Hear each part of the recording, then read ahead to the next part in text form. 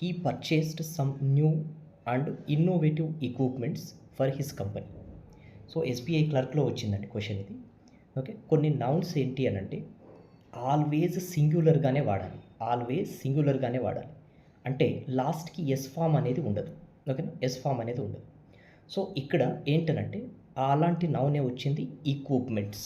Okay, so యాక్చువల్గా equipment పరికరాలు అని తెలుగులో అంటాం. ఓకేనా, it is always used in singular. ఓకేనా, ఈక్విప్మెంట్ అనే వాడాలి. ఓకేనా, ఈక్విప్మెంట్స్ అని వస్తే ఇది రాంగ్ అవుతుంది. ఎందుకంటే కొన్ని నౌన్స్ ఉన్నాయి, these are always used in singular form only. అవి ఆల్రెడీ చాప్టర్ వీడియోస్లో ఎక్స్ప్లెయిన్ చేశాను, అవి చూడండి. ఓకే, సో ఈక్విప్మెంట్స్ అనేది ఇక్కడ రాంగ్. కాబట్టి ఏ పార్ట్లో ఎర్రర్ ఉందండి? పార్ట్ డీలో ఎర్రర్ ఉంది, అంటే option D is our answer. Okay, I hope it is clear అండి. ఎస్బీఐ క్లర్క్లో వచ్చిన క్వశ్చన్ ఒకసారి చూడండి ఇది. సో ఇక్కడ 3 requirements necessary for plant growth is soil, temperature and moisture content అని అన్నాడు. ఓకేనా, సో ఇక్కడ యాక్చువల్గా వర్బ్ ఎక్కడ ఉందండి? ఇవో ఇక్కడ ఉంది. ఓకేనా, హెల్పింగ్ వర్బ్ ఇక్కడ ఉంది. దీనికి సంబంధించిన సబ్జెక్ట్ ఎక్కడ ఉంది? 3 రిక్వైర్మెంట్స్. అంటే ఇక్కడ 3 రిక్వైర్మెంట్స్. ఓకేనా, 3 రిక్వైర్మెంట్స్. ఓకేనా, ఫర్ ఇదంతా ప్రిపోజిషనల్ ఫ్రేజ్. ఓకేనా, సో 3 రిక్వైర్మెంట్స్ ఈజ్ అంటామా లేదంటే ఆర్ అంటామా? ఓకే, సో ఇక్కడ రిక్వైర్మెంట్స్ అనేది మనకు సబ్జెక్టు ప్రకారం వర్బ్ రావాలి. ఓకేనా, సో రిక్వైర్మెంట్స్ అనేది ప్లూరల్ కాబట్టి ఈజ్ అనేది సింగులర్, రావాల్సింది ఏంటంటే ఆర్ అని రావాలి. Okay, so I hope it is clear అండి. So subscribe to our channel and also share this video with your friends who are preparing for banking and SSC exams. Okay, thank you. ఐబీపీఎస్ ఆర్ఆర్బీలో వచ్చిన question ఒకసారి చూడండి. She enrolled herself in a 3 years degree course in fashion designing. ఏదైనా error ఉందా చూడండి.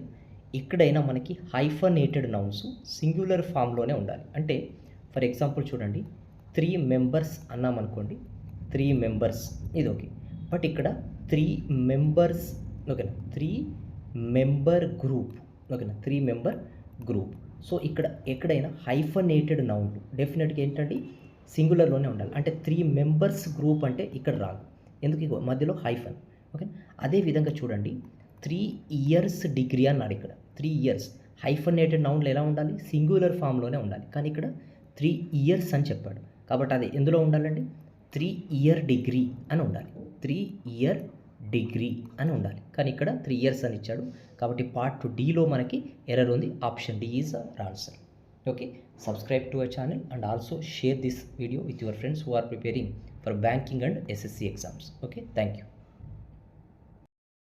SBI clerk prelims లో వచ్చిన క్వశ్చన్ చూడండి. The scissors is kept on top of the shelf.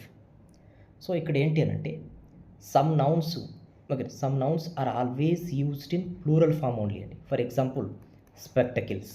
ఓకేనా, సో స్పెక్టకిల్స్ అనేది ఆల్వేస్ ప్లూరలే, స్పెక్టకిల్ అనేది కాదు.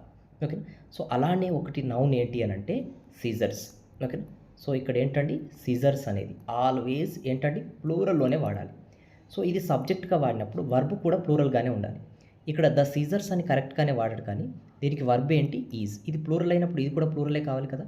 ఈజ్ అనేది సింగులర్, దీనికి ప్లూరల్ ఫామ్ ఏంటి? ఆర్. ఓకే, అంటే ఏ ఇక్కడ ఎర్రర్ ఉంది? పార్ట్ బిలో ఎర్రర్ ఉంది. Part B is our answer. Okay, so if you like our video, subscribe to our channel and also share this video with your friends who are preparing for banking and SSC exams. Okay, thank you.